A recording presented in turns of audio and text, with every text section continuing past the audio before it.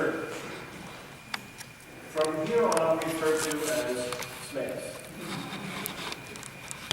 This is a groundbreaking sermon because it is being delivered by Dunleavy and Neglian, a new dynamic duo in the world of homiletics. And it's early in the morning, and we're also known as dazed and confused. We're not sure who is dazed or who is confused. I'm confused. We want to thank Mother Mantell for giving up her pulpit time this morning, and we want to thank the lectors for a change in the lessons on very short notice. And also thanks to Tom Zettis, who, even on short notice, managed to get an insert of the readings into the bulletin. The reason we are here this morning is because we believe in the work of the Hospitality Committee that has been hard at work, and we believe the work to be very important in the life of this parish. If asked, you would probably say that SMAS is a friendly and welcoming place. Would you say that? Yeah. You would say that. Are there any visitors here this morning? No. Just wondering. But I think you would say that that is true. It's a friendly and welcoming parish, especially if you've been a parishioner for a long time. In order to be really user-friendly, however, and really hospitable, the entire parish must be intentional and mindful about the practice of hospitality. Dave will be talking more about the history that brought us here today and other facets of being mindful and intentional. But for now, back to ancient biblical times. What was Abraham thinking? What was he thinking? 3 strangers are passing by, and he invites them to stop and rest. He wants to wash their feet and give them a little bread, a morsel of bread. And they agree. But he gets Sarah, his wife, to use the good flour to make cakes, and kills a choice calf and includes curds and milk in the feast, in the translation I read. And Abraham stands by and watches as the strangers dine. Abraham was simply practicing what? Hospitality, good Bedouin tradition. Good Bedouin tradition of being hospitable to strangers. Abraham was intentional in what and how he did practice hospitality. He was mindful of his guests and their needs. He did not expect someone else to greet these people, for they could be representatives of the Lord, or even the Lord making a visit. We don't need to be as elaborate as Abraham, but we need to be just as intentional and mindful as Abraham was. These are important words. Every time you see me, you will think, oh, that's intentional and mindful.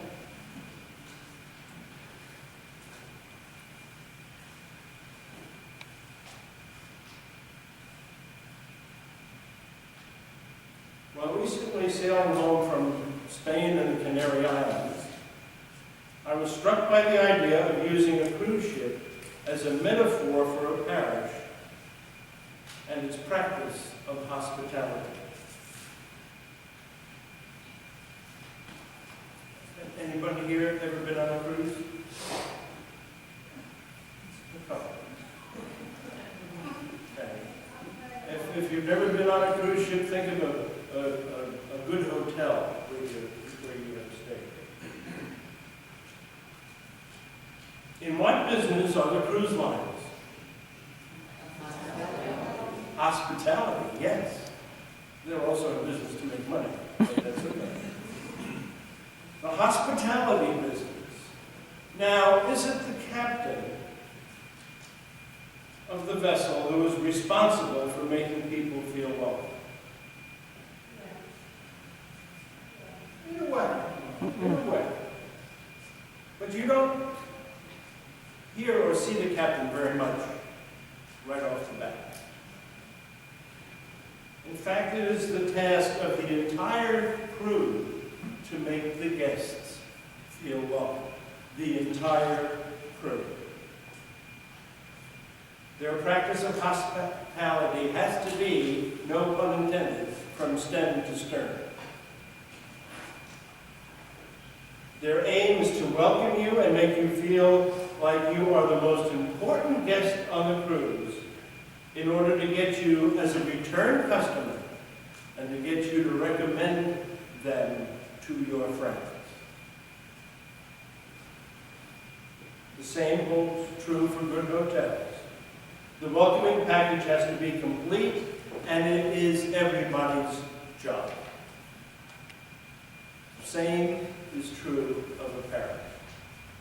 It is everybody's job to make visitors feel welcome so that they come back again and recommend Mass to their friends. And now I'm going to turn things over to Dave so he can share with you his theological insights and passion for hospitality. Here's Dave.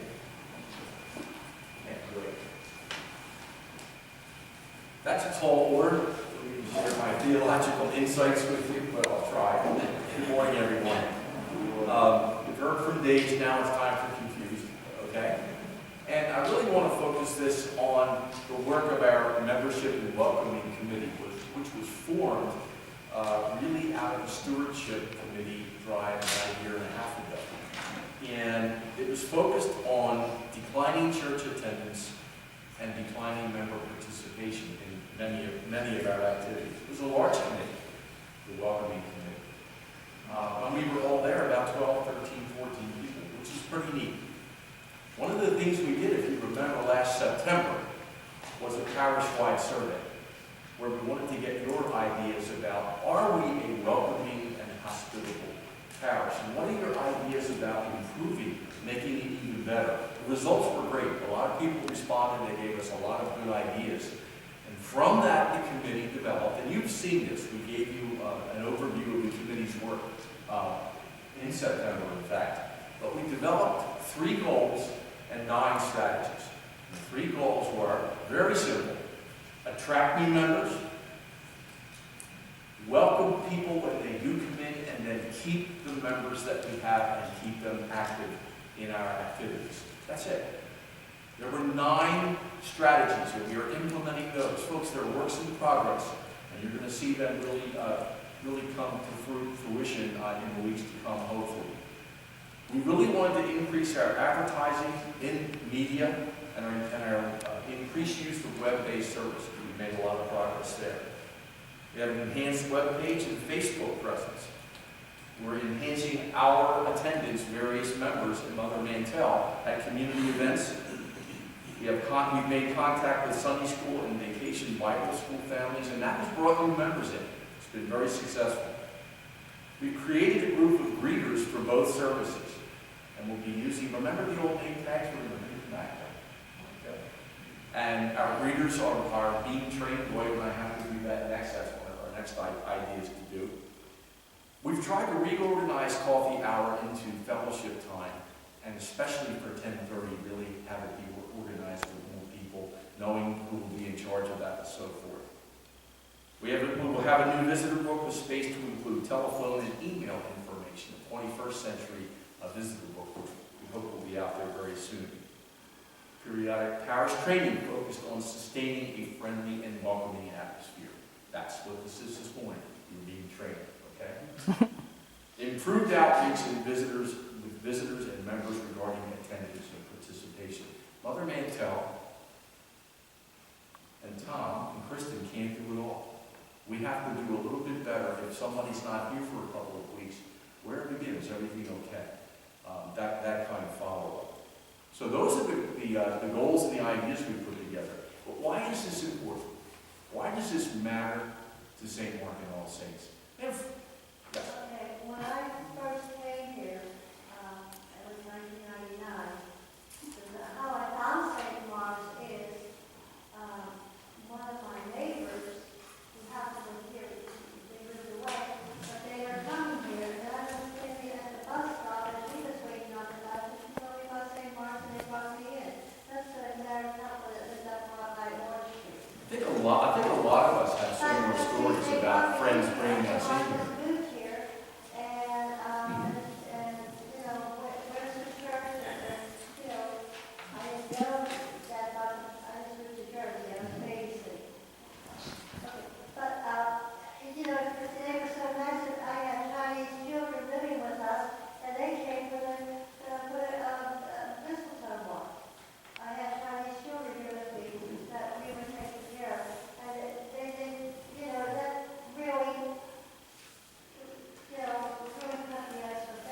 And I think if I went around everybody, a lot of people could tell a similar story. It was the same for me when I started here 10 years ago.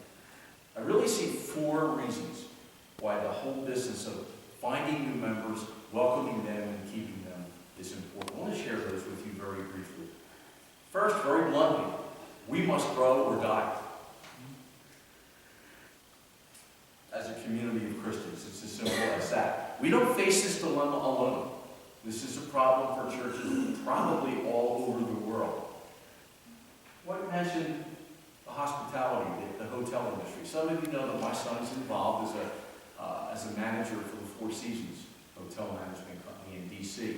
Isidore Sharp, interesting character. He's the CEO and founder, Canadian guy. Izzy Sharp started the Four Seasons with a little kind of seedy motor inn in Toronto, Canada. In the 70s. It's now grown to a Fortune 500 company and probably the premier luxury hotel management company in the world. It wasn't an accident. Izzy Sharp had a vision, and his vision revolved around a culture of welcome and a culture of standards, written standards for every department, from the general manager of the hotel down to housekeeping and every place in between. It's everybody's job to welcome customers, to be service-oriented, hospitality-oriented. You want Haagen-Dazs at 2 in the morning? They'll make it happen. You want tickets for a hard-to-find game or show? Four Seasons folks will make it happen because they're extremely hospitable and customer-oriented. No exceptions, no excuses. Everybody in the organization is part of it. I think that's a message for us as well. Secondly, growth and welcoming in a culture bring new life and vitality in any organization. While getting ready for today, Dwight found a 2-verse passage from Hebrews 13, 1 and 2. Listen for just 1 minute. Let brotherly love continue. Do not neglect to show hospitality to strangers, for thereby some have entertained angels unawares. Some have entertained angels unawares. When I look around the faces here this morning, some of us are angels unawares here at SMAS. Not you, Krista and Joanne. Okay? It's as simple as this. You never know who walks through the door, who may be the next vestry member, may bring the next 2 kids for our Sunday school, may be a member of an important committee, and really get very active here. You never know about that angel unawares. Third reason why all this is important. Our church mission statement tells us that SMAS is a welcoming and inclusive place. It tells us we are a community of Christians devoted to worshiping God, teaching His Word, and serving all people. Listen again, and I want to ask you a question or two. You're a community of Christians devoted to worshiping God, teaching His Word, and serving all people. I love mission statements. As a retired public school superintendent and college administrator, I think mission statements are very cool. If I could, I'd have a mission statement. Barbara would let me in every room of my house. On my iPad, I play mission statements with friends. okay? But they're important to any organization. Just a quick show of hands. Did you know we have a mission statement? Who knows we have one? How many of us have read that in the last 6 months or heard about it in the last? Well, if you're on a committee with me, you heard about it. But we do have a mission statement. It's in the bulletin. Okay? They define our values and our intent. There's that word again. Our values and our intent. If we're true to our mission statement of including everyone, we are welcoming and we're hospitable. The fourth, and I think the most important reason to be mindful, there's that word again, intent and mindful, of growing this church was found in our New Testament lesson, 1 Peter. Listen to one piece of it one more time. Practice hospitality ungrudgingly to one another as each has received a gift. Employ it for one another as good stewards of God's very grace. So, finding new members, welcoming them, and then keeping them is a stewardship duty. That's serious business. Relax, this isn't stewardship about money. That starts next week, right, boss? That starts next week. It's a ministry as important as any we practice. Be it Peggy's Pantry, vestry, supporting our kids in Cameroon, choir, altar guild, Sunday school, you name it. This ministry of welcoming and keeping members is as important as anything else that we do. It's so important it's everyone's job, not just our clergy or a committee that continues to meet. We are SMAS. That's what today's all about. Just as Izzy Sharp has grown the Four Seasons, all of us can grow SMAS by making welcome and hospitality part of our culture and a ministry for each one of us. As each has received a gift, employ it for one another as good stewards of God's grace. Right?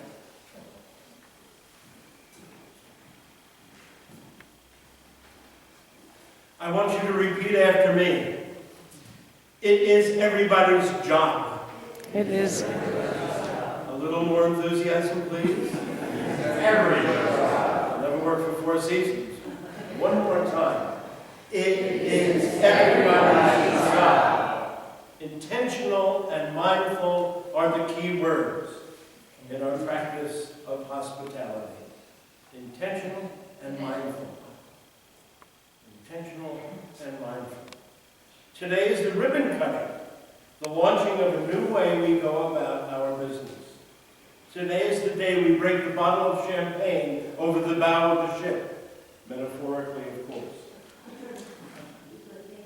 I wasn't sure if we really had one, where we were going to do that. I thought we were going to hold it, but that would be messy. But metaphorically, we christen the ship today and set sail with a new perspective of how we greet visitors and entertain angels without realizing it. Remember, we are in competition. We are in competition with other denominations, just as cruise lines and hotels are in competition. So we have to be the best of the best when it comes to the